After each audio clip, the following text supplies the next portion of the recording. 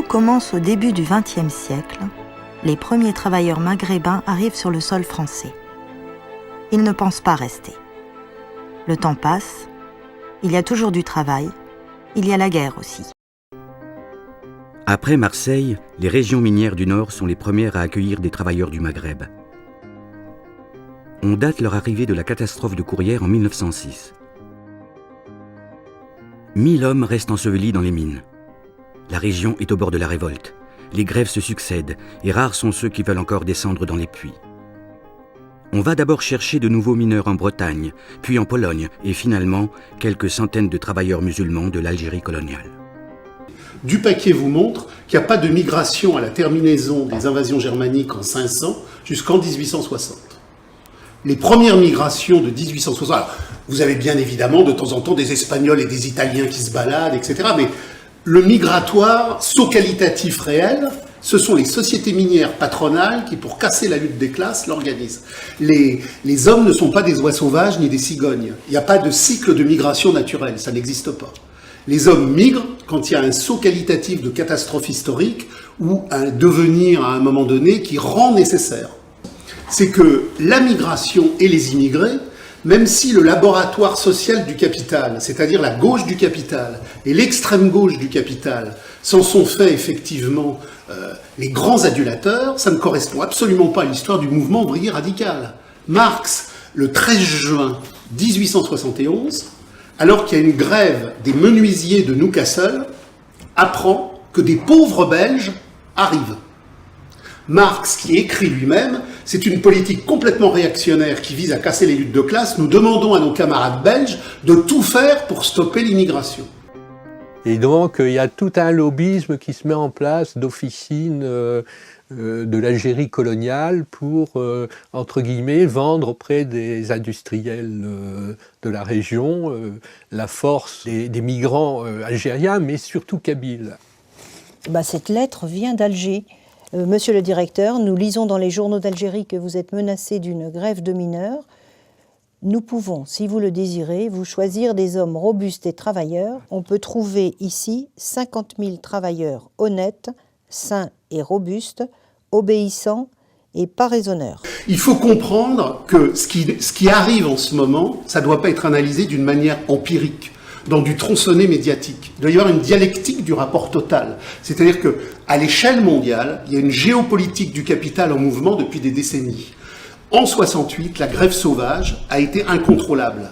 Les gauchistes, les syndicats et la gauche du capital ont eu un mal fou à remettre le prolétariat au boulot.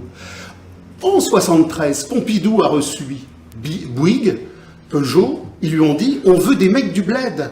L'ouvrier communard européen, qui est dans une tradition incendiaire, qui remet en cause l'argent sur une base radicale, les comités d'occupation, n'en veut plus. On veut une main-d'œuvre malléable qui vient d'horizons à temporalité soumise. On va les intégrer dans la consommation et l'immigré d'abord coûte moins cher. Et l'immigré, ce que Marx montre dans les articles d'idéologie allemande de la critique du programme de Gotha, il vient d'un continent de soumission.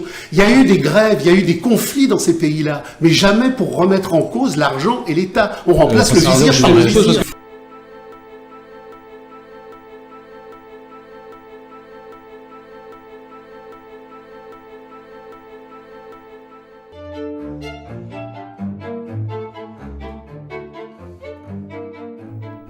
Dès la fin de la guerre de 14, le gouvernement français favorise à Paris la construction d'une grande mosquée dédiée aux soldats musulmans morts pour la France. L'argument, c'est nous avons des musulmans qui fréquentent Paris et il leur faut un lieu de culte. La France est puissance musulmane, donc il faut qu'elle ait un symbole qui puisse représenter sa puissance musulmane. Le gouvernement va offrir le terrain et la construction, le financement de la construction et du fonctionnement va être fait par des souscriptions en Afrique du Nord. Dès son inauguration, la mosquée de Paris devient une vitrine diplomatique pour tous les dignitaires des pays musulmans. Quant aux travailleurs algériens installés en France, ce sont en majorité de jeunes célibataires à la recherche d'un travail. La plupart ne pensent plus trop à pratiquer leur religion. Les premières populations qui arrivent en France pour travailler dans cet entre-deux-guerres, ce sont des villageois, pour la plupart des montagnards, qui n'ont pas forcément de mosquée dans les villages d'où ils viennent. Donc il n'y a pas besoin d'un lieu spécifique à la prière. Aucun ouvrier ne va laisser son travail ou à la sortie de l'usine le soir aller prier, ou de son atelier aller prier à la mosquée de Paris. Donc elle n'est pas fréquentée par la population émigrée. Je ne suis pas certaine que c'est un patrimoine qui est revendiqué par la génération qui a connu en fait cette période-là. En tout cas, quand je parle de lieu de mémoire à des ouvriers, eux, ça va être plutôt leur, même à Paris, hein, ça va être plutôt être leur quartier, ça va être plutôt les lieux de sport aussi qu'ils ont fréquentés, parce qu'on oublie de dire que c'est une génération très jeune, des trentenaires, qui découvrent une société de consommation et qui vont voir des lieux, le cinéma, certains cinémas.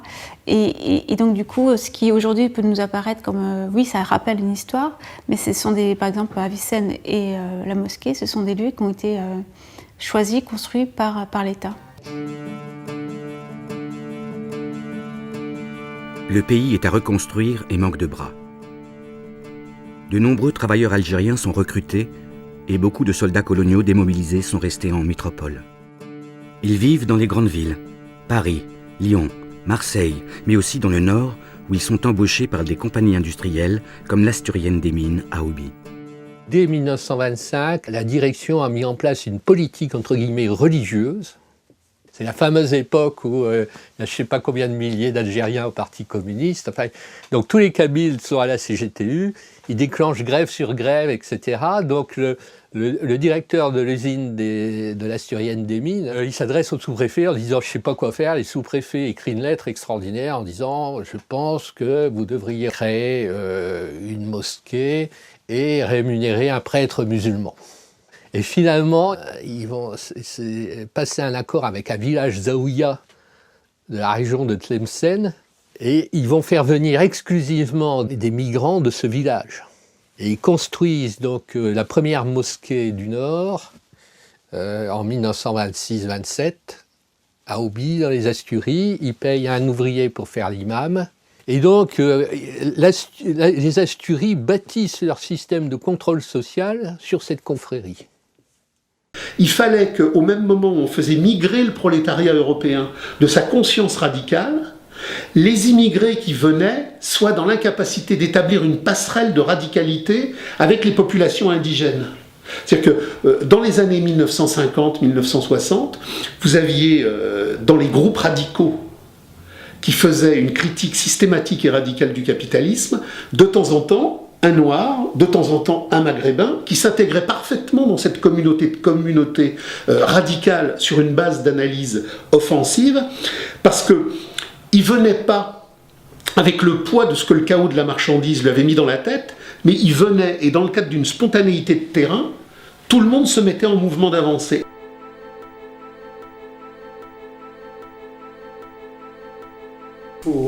Il faut toujours partir dans la longue durée, parce que par-delà l'imposture médiatique et par-delà tous les spectacles du faux qui sont mis en mouvement, c'est la longue durée qui permet de comprendre justement les dialectiques qui font l'histoire profonde.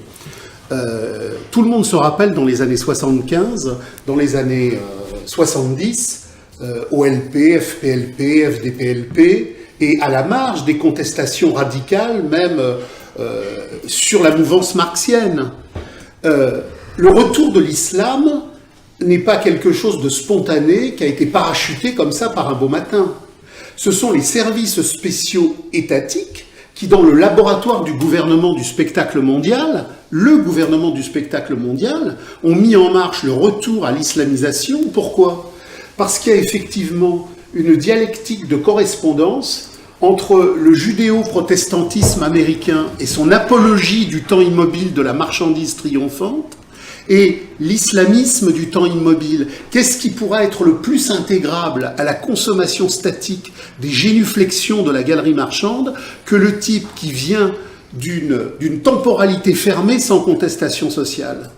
Aujourd'hui, dans les banlieues, on regarde l'horizon américain du consumérisme abrutissant comme un nouvel Eldorado. Il n'y a pas de contestation sociale dans les banlieues.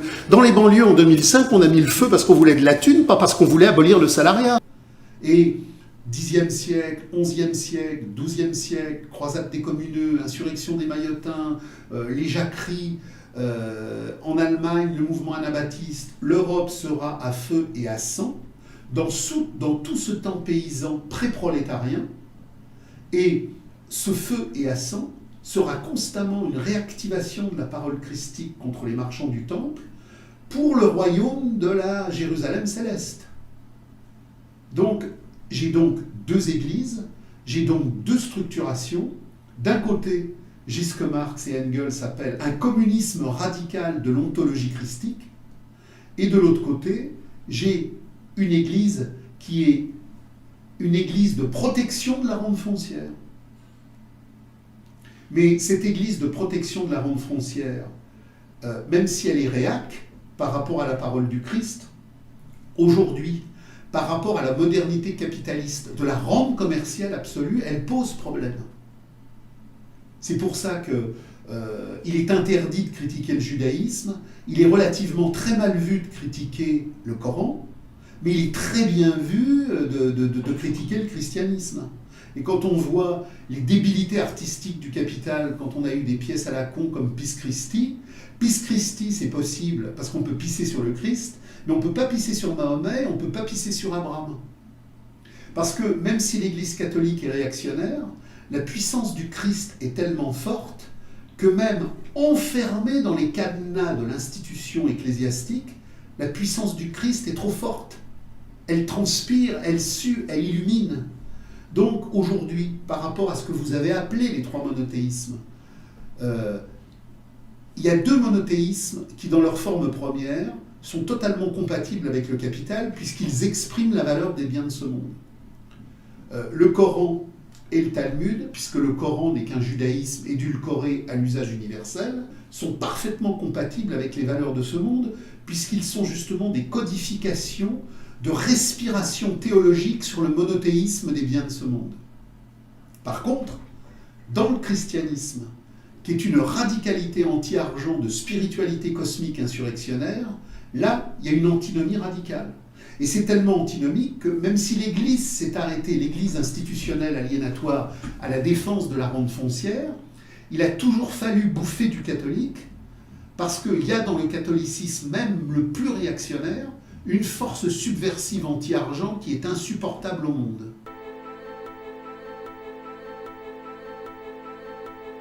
Pour l'immigration, Marx dit le capital, dans sa crise, a besoin à un moment donné de remplacer un indigène par 3 halogènes, un Yankee par 3 Chinois.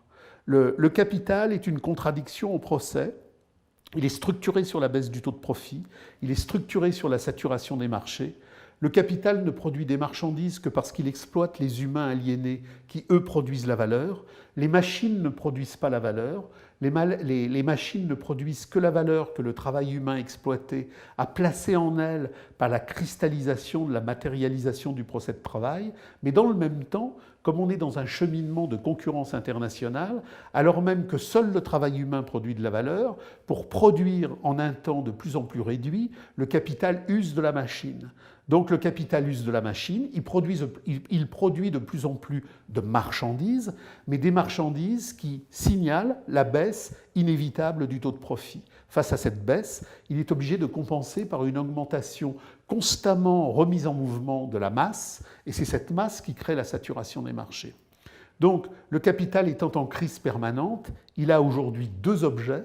Premièrement, casser le coût du travail, selon la formule de Marx, remplacer un indigène par 3 halogènes, et selon une analyse encore plus profonde de Marx, remplacer le prolétariat radical par un prolétariat de soumission infinie.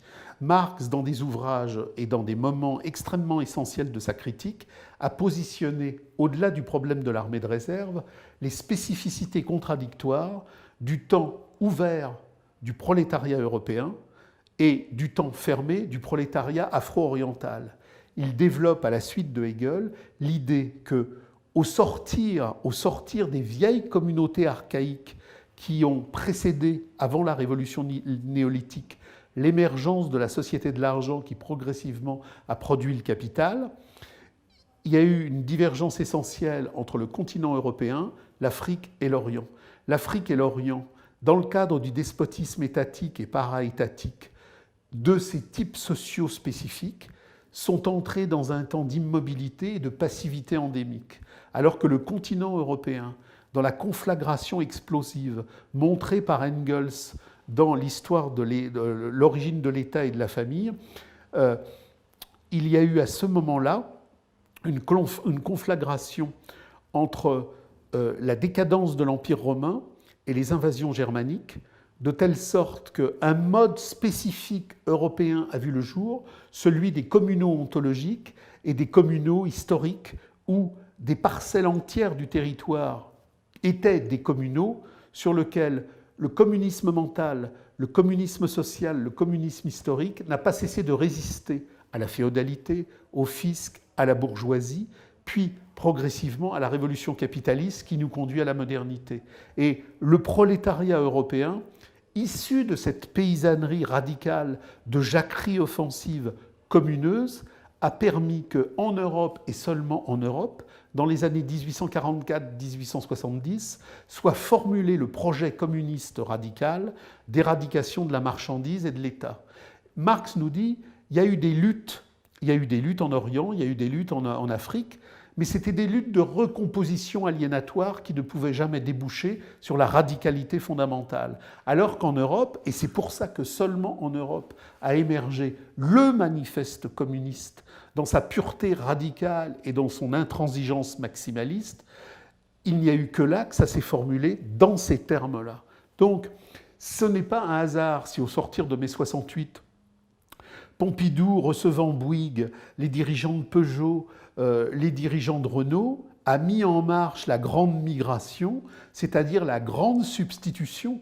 Pompidou n'avait pas lu la 7e section du Capital, chapitre 25, mais il y a, au-delà de tout complot, un imaginaire, une immanence dans la dialectique du capital qui fait que les nécessités du capital se font elles-mêmes. Le 11 septembre s'est fait lui-même, la Fermera s'est fait elle-même, la grande transplantation se fait d'elle-même, c'est l'immanence aliénatoire du capital qui fait migrer la conscience prolétarienne radicale du prolétariat européen hors de sa propre substance, en faisant venir des milliers, des milliers et des milliers, puis des centaines de milliers de gens qui vont effectivement permettre que l'on ait un substrat aliénatoire passif à la place d'un substrat revendicatif. Donc on a là l'ordre américain parfait, après avoir effectivement évacué les contradicteurs dans le conflit intercapitaliste, puisqu'il n'y a plus d'ennemi national capitaliste européen, on liquide tout le substrat subversif pour obtenir justement cette dialectique d'hégémonie absolue de la marchandise, où au lieu d'avoir des banlieues ouvrières où l'on gueulait « à bas la marchandise » autour d'un zinc où on prenait un verre de vin et un saucisson rillette, on retrouve effectivement des kebabs avec des oranginas frites où l'on ne parlera jamais de l'abolition du salariat.